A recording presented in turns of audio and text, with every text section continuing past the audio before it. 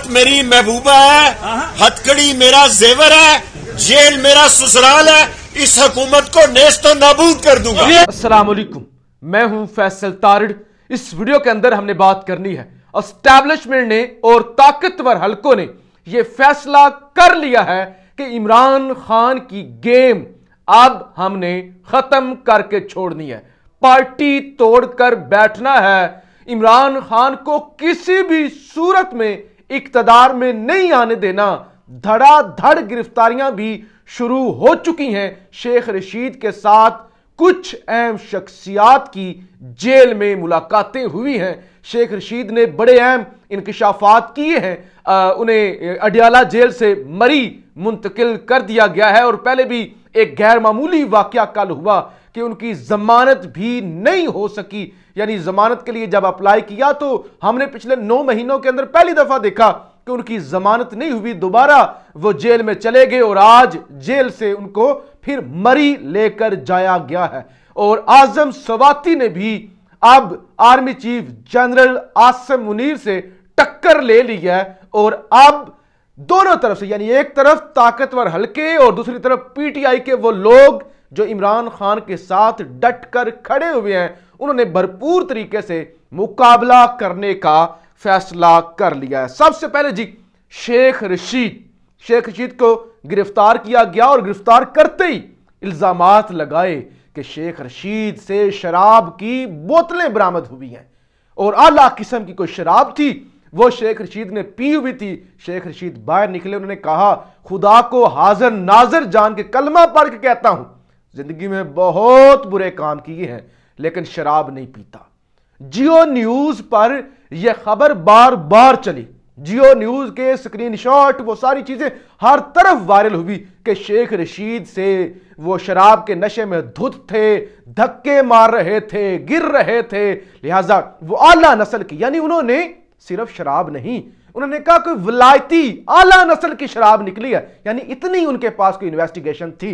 अब जनाब पोली क्लिनिक अस्पताल के अंदर उनका टेस्ट हुआ, वो उसी दिन ही टेस्ट होगा, 2-3 दिन पहले आज उनकी रिपोर्ट आई है और शेख रशीद की फॉरेंसिक रिपोर्ट पोली क्लिनिक अस्पताल को मौसूल। शेख रशीद की के सैंपल्स में नशावर अज्जा की तस्दीक नहीं हो सकी।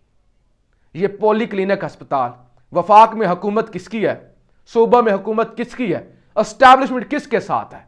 यानी ये तो आप कह नहीं सकते कि पीटीआई ने या किसी ने असर और रसूख इस्तेमाल करके रिपोर्ट चेंज करवाई है। इस्लामाबाद का एक बड़ा सरकारी अस्पताल कह रहा है कि रिपोर्ट में शराब की नशावर अशिया की तस्दीक नहीं हुई, लेकिन ये सारा मीडिया और एक, यानी ये एक कैंपेन थी ना कि आपने शेख रशीद को लताड़ना है, तो उसके अंदर भी नाकामी हुई।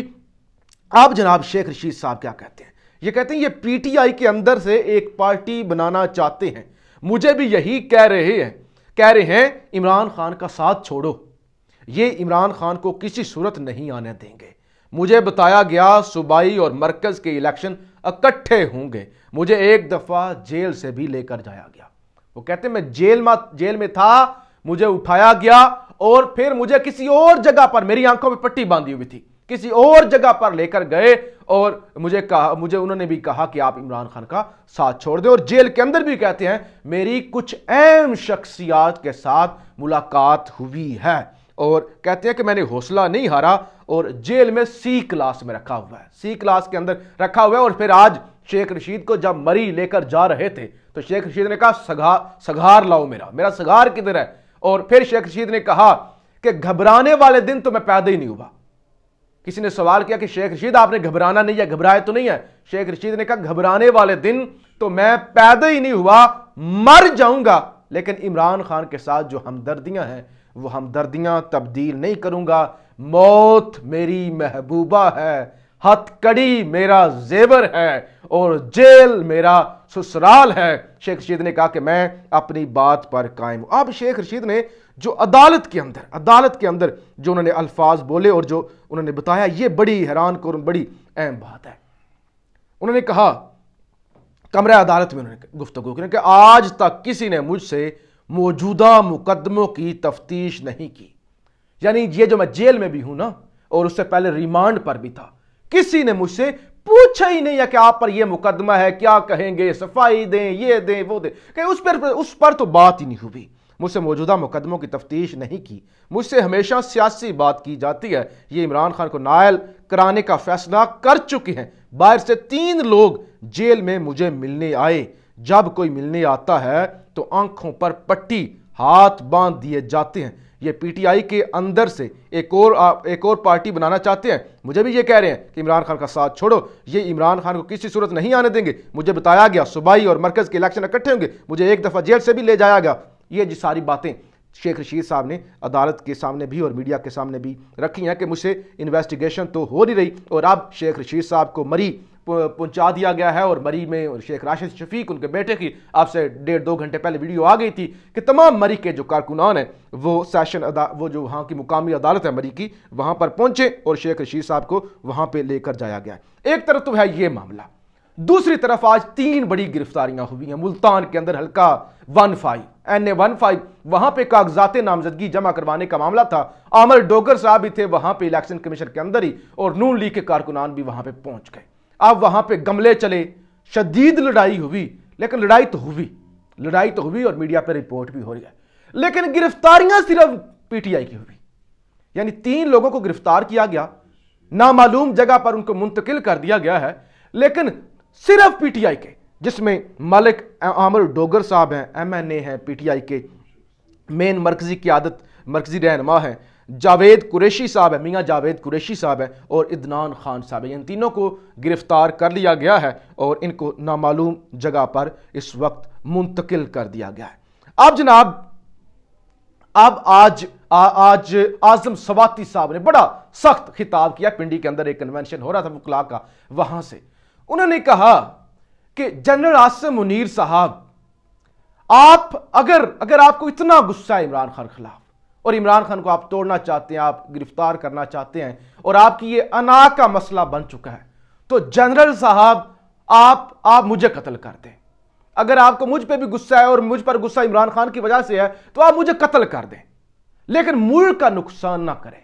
یہ جو آپ بیڑا گر کر رہے ہیں پوری اسٹیبلشمنٹ کا، یہ خفیہ ایجنسیاں جو قانون اور آئین کو پیروں کے نیچے روند رہی ہیں، یہ بند کر دیں۔ اگر مجھے پکڑنے سے، مجھے قتل کرنے سے غصہ کم ہوتا ہے تو ضرور کریں۔ انہوں نے کہا یہ میرے جو بچے ہیں، یہ جو آرمی کے جوان ہیں، یہ جو خفیہ ایجنسیوں کے اندر کام کرتے ہیں، یہ پاکستانی ہیں نا، ہمارے جیسے، آپ جیسے، یہیں کے سکولوں سے، یہیں کے کالجز سے پڑھے ہوئے، پاکستان سے محبت کرنے والے ہمارے جیسے لوگ۔